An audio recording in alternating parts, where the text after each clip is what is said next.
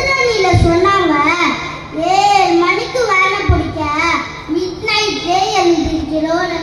அவங்களுக்கே மிட் நைட்னா அவங்க அம்மாலாம் அதுக்கு முன்னாடி எழுந்திருச்சு எல்லா வேலையும் செய்யறாங்களே, அது என்னன்னு சொல்றது நடுவரே?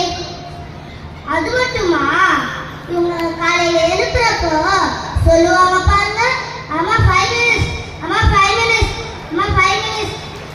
எத்தனை 5 மினிட்ஸ் கேட்பாங்கன்னு தெரியுமா?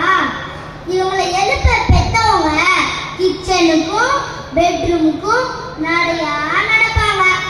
அது மட்டுமா நடுவரே, இந்த பிள்ளைங்களுக்கு உடம்பு சரியில்லைன்னா ஹோம்ஒர்க்க பேரண்ட்ஸ் தான் சொல்லுவாங்க.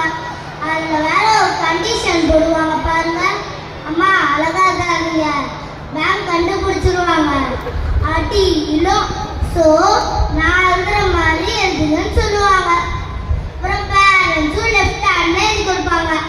சம்டைம்ஸ் பிள்ளைங்க படிக்கிறாங்களா இல்லை பேரண்ட்ஸ் படிக்கிறாங்களா ஒரே கன்ஃபியூஷன் தான்.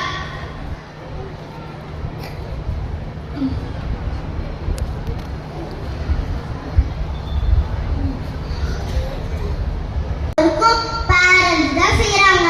இங்க இருக்க பேரண்ட்ஸ் சொல்லுங்க, இன்னும் எத்தனை பேர் உங்க பிள்ளைங்களுக்கு யூனிஃபார்ம் அயன் பண்ணி ஷூ சாக்ஸ்லாம் போட்டு விடுறீங்கன்னு கை தூக்குங்க பார்க்கலாம்.